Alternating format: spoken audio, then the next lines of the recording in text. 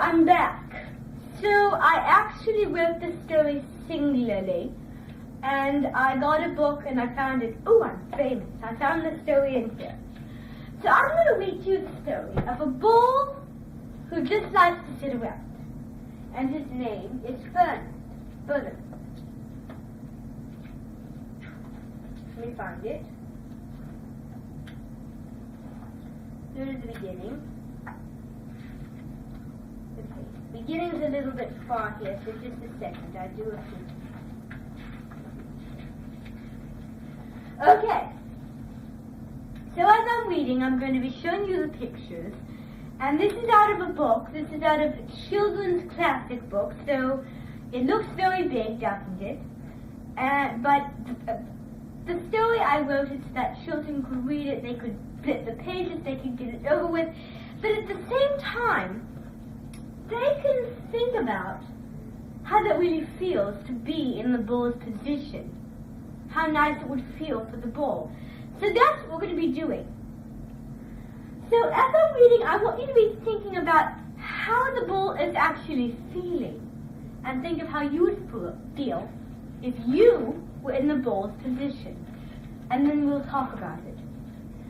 So this story takes place in Spain. It takes place in, now I have to give you a geographical question, a social studies question. What is the capital of Spain? It is the biggest and most populated city or town in Spain. Madrid, yes. So that's where our story takes place. I actually wrote the story on card paper, and then I transmitted it to a computer. This is not the actual, well, take it back. This is the actual drawings that I drew up from the computer. So as I read, I will be showing you each one. So once upon a time in Spain, so you see the castles. See that? I just want to make sure that you guys can see. Look, castle there. See? Okay. So it takes place in Spain. In Madrid, Spain, there's a lot of hills, and there's a lot of mountainsides.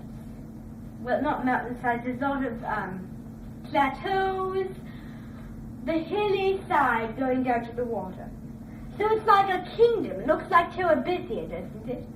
Looks like Terabithia because it's a big castle. It looks like it's on a remote island in the middle of nowhere. Because you have grassy fields leading up to the very center of the island with the castle. And if you hadn't noticed, smoke is coming out of the chimney. Turn the page. There was a little bull, and his name was Fernand. So this is along the fields of the remote island, so to speak.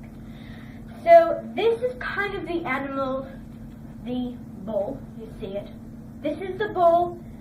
What kind of things is he doing, don't you think? What he is doing is he is just pawing at the ground, looking for something to look at, or looking for something to eat. He's really, really tame. For the starters, so as you can see, I know it's not the best picture. I should have zoomed in, but anyways. All the other bulls he lived with would run and jump and butt their heads together. Look at the other bulls. And think about the fact that he was not one of those bulls. He was alone.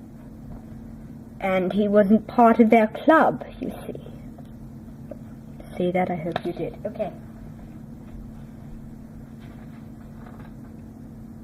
But not Fernand. So look at him. He is alone on a hillside, and he has no friends to play with. He's just walking around, and so there he is. See him? On a hillside. he liked to sit just quietly and smell the flowers. Look at him. So, he's alone. And because he's alone, and he can't be friends with the other bulls, he found him something to do.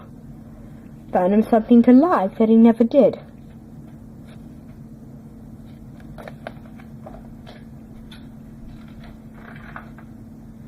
He had a favorite spot out in the pasture under the cork tree. So the cork tree was the spot. You see? That was the spot. You see the cork tree? See him? There, I don't know if you can see that good enough, but I'm doing my best. It was his favorite tree, and he would sit in the shade all day and just smell the flowers.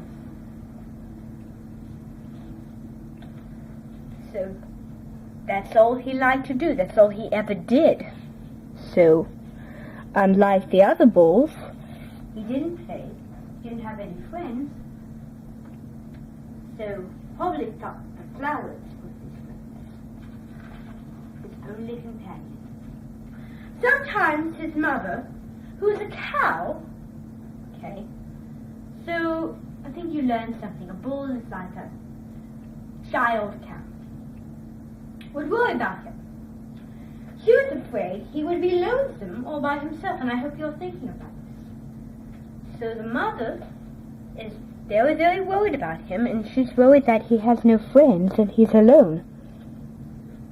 You see? Maybe you can see that. Why don't you run and play with the other little bulls and skip and butt your heads, she would say. But Ferdinand would shake his head. I like it better here. I can just sit quietly, smell the flowers.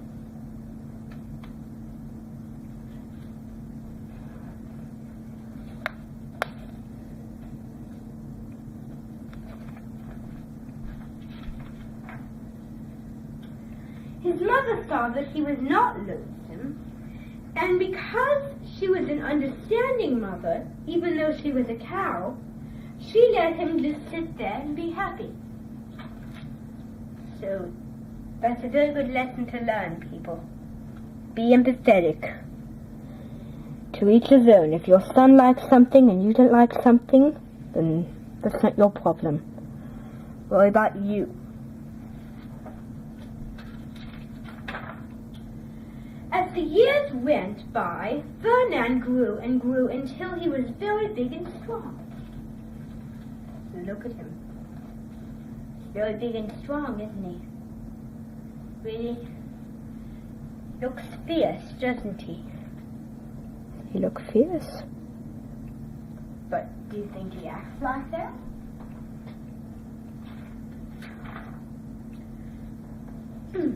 All the other bulls who had grown up with him in the same pasture would fight each other all day. They would butt each other and stick each other with their horns. What they wanted most of all was to be picked up at the fight balls in Madrid.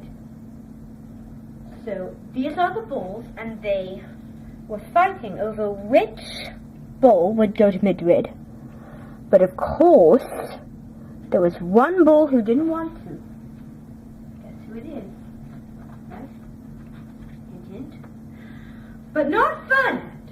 He still liked to just sit quietly under the cork tree and smell the flowers.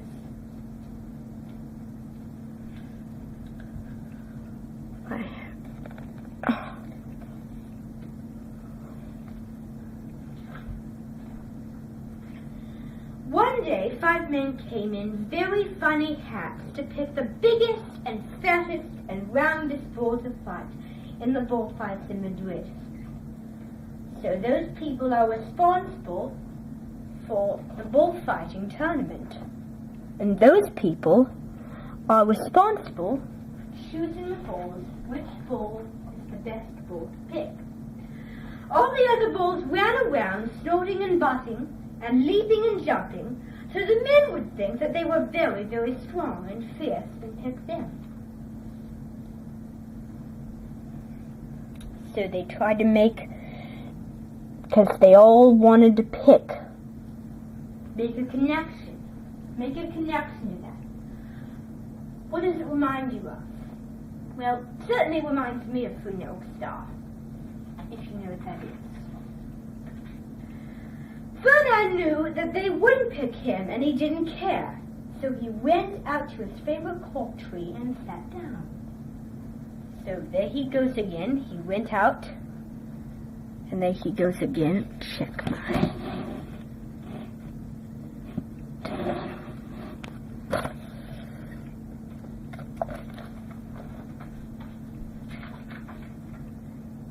He didn't look where he was sitting, and instead of sitting on the nice, cool grass, he sat in the shade of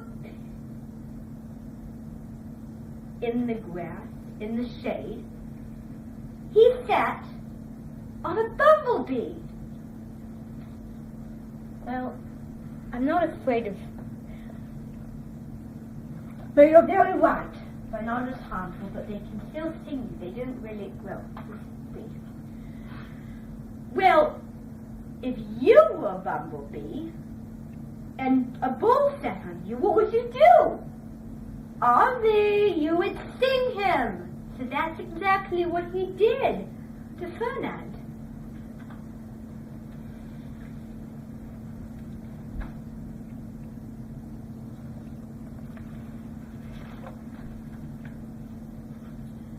Wow! Did it hurt? Ferdinand jumped up with a snort. He went around puffing and snorting, butting and pawing at the ground as if he were crazy. So this bee got him hyper. Make a prediction to what that's going to turn out to be. The 5 men saw him, and they all shouted with joy. Here was the largest and fiercest bull of all. Just the one for the bullfights in Madrid. So that's saying that because of how he acted, because of his madness, they thought that was actually how he acted. And guess what they did? His life was changed. So they took him far away to the bullfight day in a cart. Look at how many horses there are. I never saw so many horses. What a day it was! Flags were flying and hands were playing. Zoom in on that. And all the lovely ladies had flowers in their hair.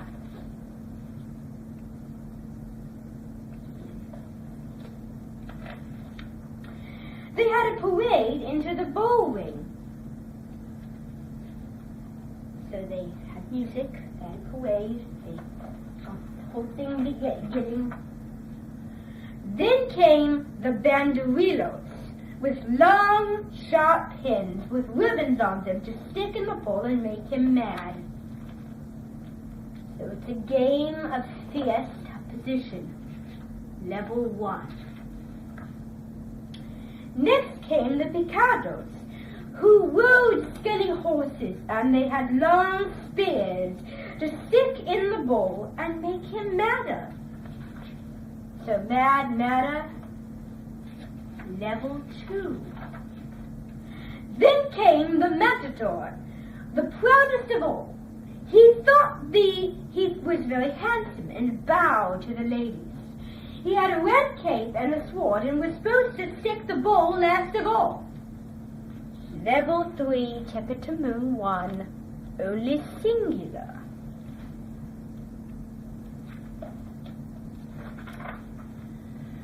Then came the bull, and you know how that was, don't you?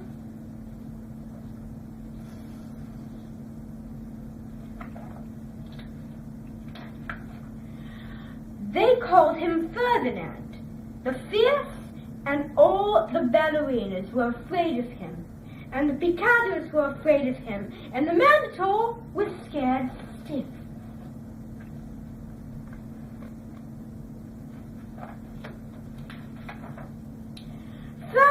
ran to the middle of the ring, and everyone shouted and clapped, because they thought he was going to fight fiercely and butt and snort and stick his horns around. So he doesn't feel himself after the fight. But not Ferdinand. When he got to the middle of the ring, he saw the flowers in all the lovely ladies' hair, and he just sat down quietly and smelled them.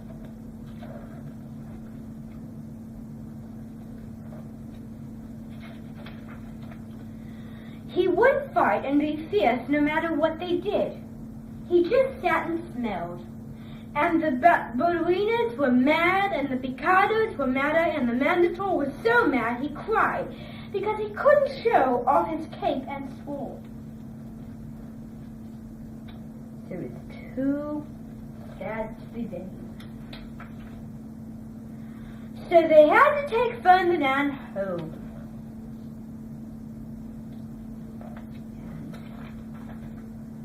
And for all I know, he was sitting there under, that was me, still under his favorite cork tree, smelling the flowers just quietly.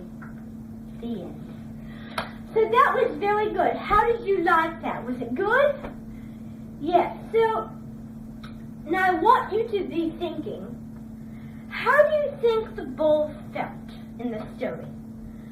Do you think he felt happy and then he didn't feel himself? Because when he was sitting, he felt very happy and very calm. And then when he came to the bullfighting, that was a whole different thing, because he just sat there and he wasn't happy. And they realized this bull might not be the good one. We made a bad choice. So I think the theme is, when something is good, then keep it that way, because that's the good thing. If something's good, if you change it up, it won't be good anymore. So that's kind of my theme. You might have a theme of your own, and I tell you what, here's what we're going to do. On your way out, make a slip for me, write a theme, and explain it out of the story. So I wrote that, so that's me writing. So thank you, everybody. I really appreciate it. Do you need on the way out? And bye-bye.